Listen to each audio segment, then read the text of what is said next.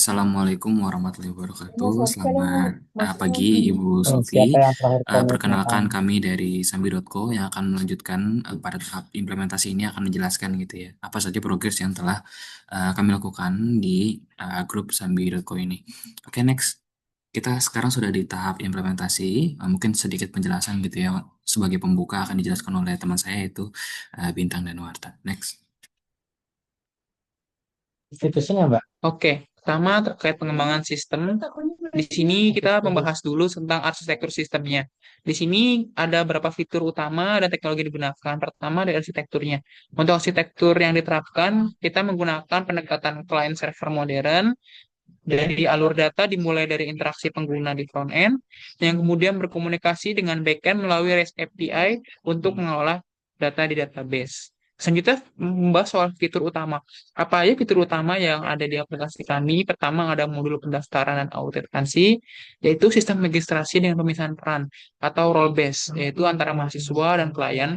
Lalu juga ada manajemen proyek, fungsi penuh dengan fungsi CRUD, yaitu Create, Read, Update, Delete untuk mahasiswa atau freelancer untuk mengolah proyeknya. Lalu yang ketiga ada fitur dashboard pengguna, yang mana di sini adalah tampilan ringkas aktivitas performa proyek dan akses cepat ke fitur utama. Lalu juga ada fitur pencarian filter, itu memungkinkan mahasiswa mencari proyek berdasarkan kategori dan kategori. Dan terakhir ada modul perpesanan alias fitur chat ya, untuk menghubung antara klien dan mahasiswa atau freelancer dalam berkomunikasi. Selanjutnya membahas teknologi yang digunakan. Teknologi yang digunakan di sini backend kita menggunakan Node.js, spesifik dengan Express.js. Ini dipilih karena non-blocking I/O. Ideal untuk aplikasi real time seperti chat dan notifikasi. Yang kedua, front end-nya kita menggunakan Next.js. Next.js dipilih karena keunggulan di server side rendering-nya dan meningkatkan performa SEO dan kecepatan loading awal. Lalu yang terakhir database kita menggunakan PostgreSQL dan itu Ini, merupakan Mbak, sekarang. sistem database secara resmi yang andal kuat untuk integritas data. Selanjutnya dilanjut oleh teman saya, Gila. Oke, di sini ada tampilan antar muka atau interface dari fitur utama. Di sini ada beranda gitu ya untuk menampilkan akses ke berbagai fitur utama kita. Terus di sini juga ada cari proyek, yaitu menu di mana memungkinkan mahasiswa atau freelancer itu menemukan dream project atau project yang bakalan mereka dapatkan. Next. Oh Di iya, sini aku juga kira ada yang fitur gadang chat lah di itu. mana bisa melakukan sebuah diskusi gitu ya terhadap project yang telah diambil. Di sini juga ada halaman profil yang menjadi pusat peradaban freelance untuk merekap proyeknya gitu ya. Kira-kira udah apa belum? Next. Di sini ada halaman integrasi, halaman registrasi gitu ya. Di sini ada dari halaman masuk sampai ke pendaftaran untuk pemilihan role gitu ya. Lalu kira-kira jadi mahasiswa atau klien. Next.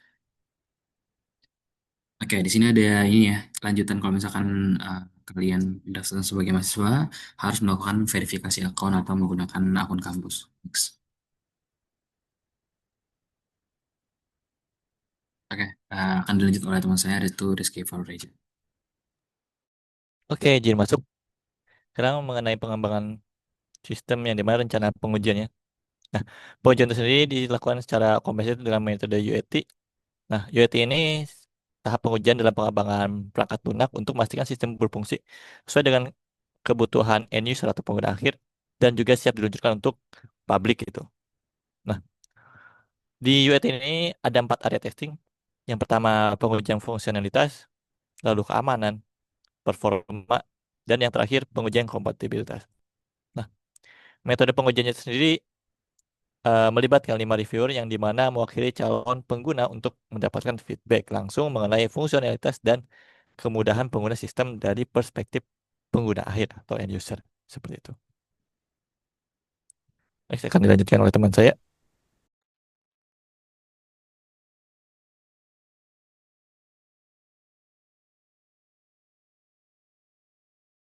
Berikut adalah rekapitulasi rekapitulasi hasil fitur-fitur kunci. Adapun fitur-fitur yang diuji, pencarian proyek dan filter, pengiriman mengirim pesan, posting proyek dari sisi klien. Eh, ada juga jumlah-jumlah reviewernya, 5, 3, 4, 2, dan semua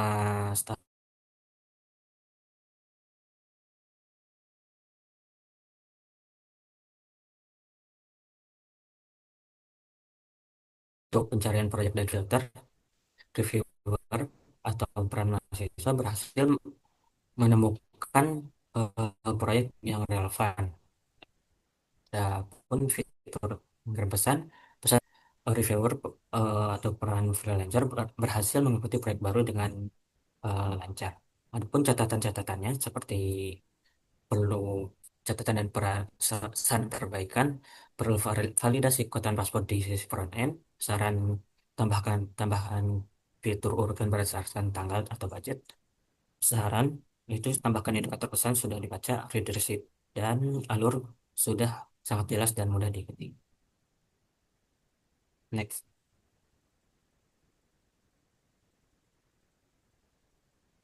Lalu ada validasi dan verifikasi. Pada validasi, are we building the right thing? Eh, proses ini menunjukkan bahwa proses ini bertujuan untuk memastikan bahwa produk yang dikembangkan telah sesuai dengan kebutuhan dan tujuan pengguna akhir.